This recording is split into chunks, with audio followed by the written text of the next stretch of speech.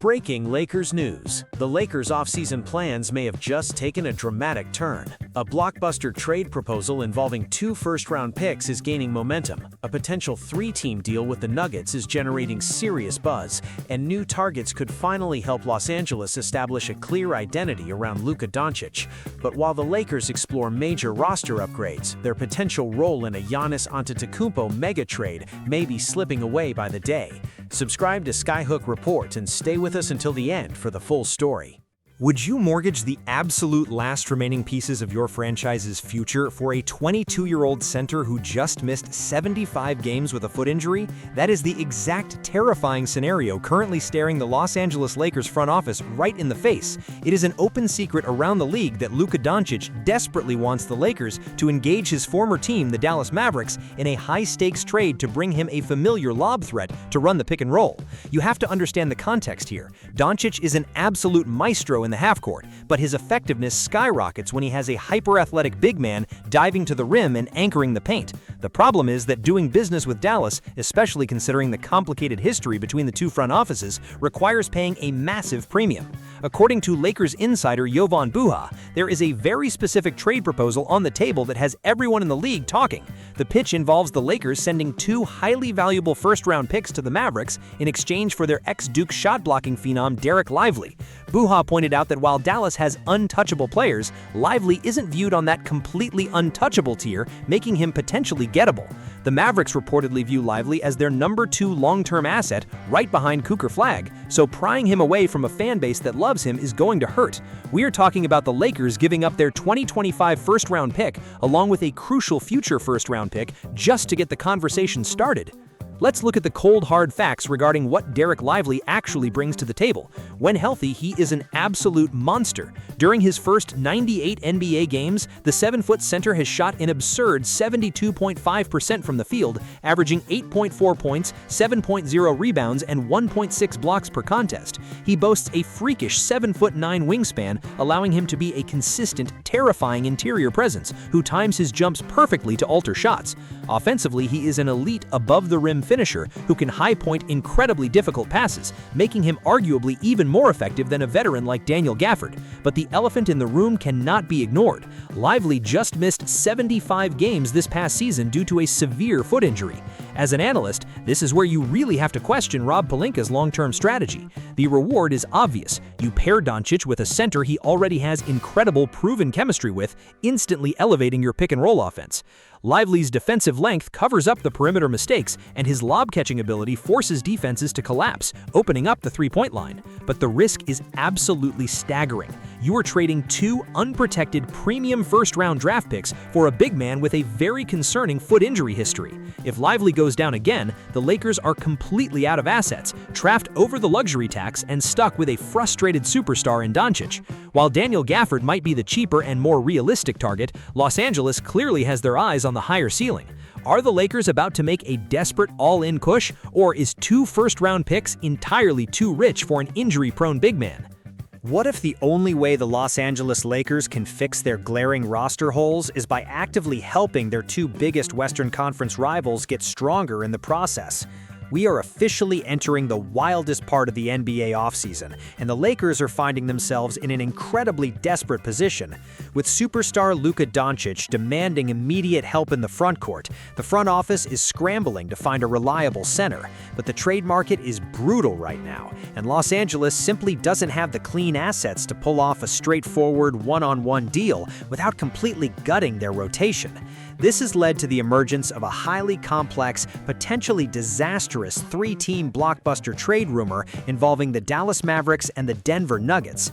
Here is why this situation is so incredibly tense. The Lakers are negotiating with Nico Harrison in the Mavericks, a front office they have a very rocky history with, and trying to navigate Denver's desperate need to shed salary. The proposed massive 3-team swap goes like this. The Lakers finally get their center by acquiring Daniel Gafford from Dallas. However, the price they pay is absolutely staggering. Los Angeles would have to send out defensive specialist Jared Vanderbilt to the Mavericks, ship elite shooting prospect Dalton Knecht to the Nuggets, and surrender their number 25 overall pick in this year's draft. Meanwhile, the Mavericks make out like bandits, snagging Vanderbilt, Cameron Johnson from Denver, the Lakers' number 25 pick, and Denver's number 26 pick. The Nuggets cleared their books by taking on Connect, Caleb Martin, and 2 late picks from Dallas. Let's carefully examine the facts of this proposed deal for the Lakers. Yes, they acquire Daniel Gafford, a reliable center whose incredibly narrow rim-running skill set happens to perfectly match up with Luka Doncic's playmaking strengths. Gafford gives them the immediate interior presence they lack, but look at the devastating cost. Dalton Knecht is a young, dynamic shooter on a highly controllable contract, possessing a team option for next year that provides ultimate financial flexibility.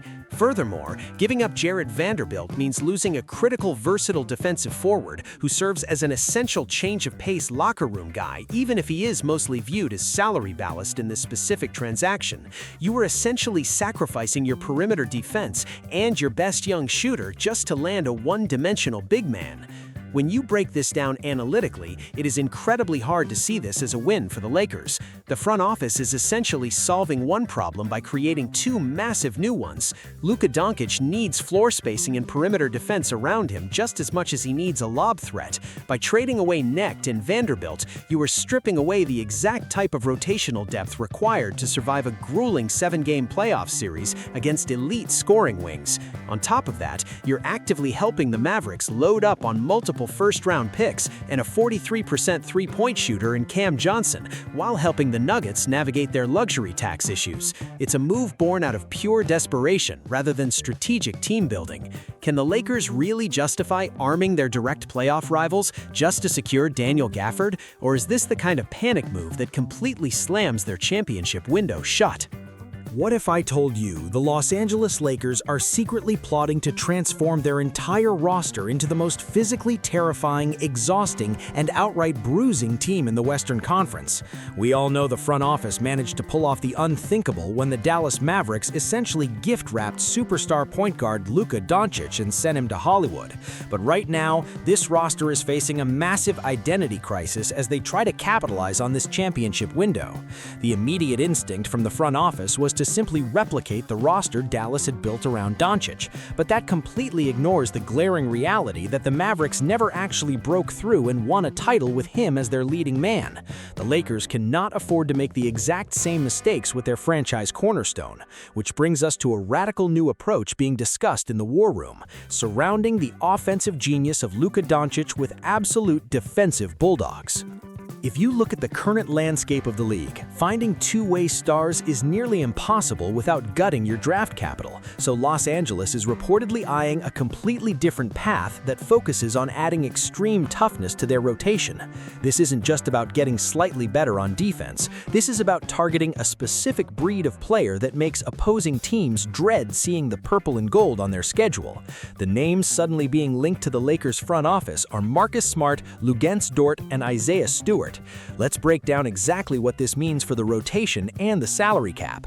Marcus Smart has already been setting the tone in Los Angeles during the 2025-26 season, famously stating that the toughest team sets the rules, and his relentless perimeter defense creates a mental exhaustion for anyone trying to score on him.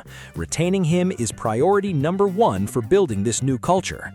But it gets even crazier when you look at the potential additions. Luguentz Dort, the Oklahoma City Thunder wing, affectionately and fearfully known across the league as the Dortcher Chamber, is now heavily linked to the Lakers.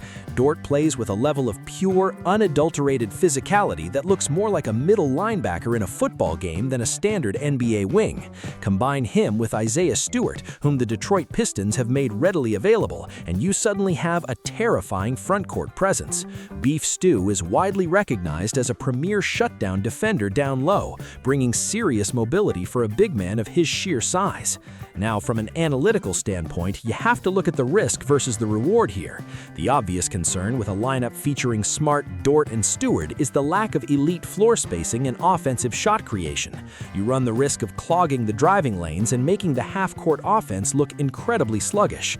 However, when you have a generational talent like Luka Doncic orchestrating the offense, your floor for generating buckets is arguably the safest in the entire association. Doncic's elite gravity and playmaking allow the front office to sacrifice offensive firepower and the supporting cast in exchange for elite physical defense. Having those three enforcers on the floor guarantees a baseline level of effort, grit, and fire on a nightly basis, ensuring the Lakers can win games by outworking opponents even when the jump shots aren't falling. The ultimate question for Rob Pelinka is whether this extreme defensive philosophy is enough to navigate a loaded Western Conference and bring another banner to the rafters, or if the lack of secondary scoring will ultimately doom this iteration of the Lakers in the playoffs. What do you think? Is defense and toughness the true missing ingredient for a Luka Doncic championship run? Did the Los Angeles Lakers just completely strike out on the biggest blockbuster trade of the decade? Or is Rob Pelinka quietly pivoting toward a stealthy backup plan to save the franchise's title hopes? For weeks, the NBA rumor mill has been absolutely on fire with speculation that the Lakers were positioning themselves as a crucial third or fourth team in a massive multi-team deal to land Milwaukee Bucks superstar Giannis Antetokounmpo ahead of the 2026 NBA draft. The idea of Los Angeles swooping in to capitalize on the fallout of a Giannis trade had Lakers Nation dreaming of a completely revamped frontcourt. But right now, the reality of the situation is hitting hard, and it looks like the front office might be left holding the bag as the championship window threatens to close. According to NBA insider Mark Stein on the All-NBA podcast, the dream of the Lakers getting involved in the Giannis sweepstakes is rapidly evaporating. Stein candidly reported that despite all the wild speculation that a deal was imminent, he has not heard a single whisper that the Lakers are part of any Giannis multi-team construction. As it stands, the Boston Celtics and Miami Heat are currently locked in a fierce two-team arms race, competing to put together the absolute best trade package for the two-time MVP. This leaves the Lakers in an incredibly dangerous position. Superstar point guard Luka Doncic has reportedly been putting immense pressure on the front office to upgrade the center position immediately, heavily signaling that veteran big man DeAndre Ayton is simply not the answer for this roster's championship aspirations. When your franchise cornerstone demands a roster upgrade, you have to execute, or you risk alienating the very player you just mortgaged your future to acquire. So, with the Giannis dream seemingly dead in the water, where do the Lakers turn? The facts point directly to a major pivot toward 22-year-old big man Kel'el Ware. If Rob Pelinka can orchestrate a move to bring Ware to Los Angeles, it might just salvage the offseason.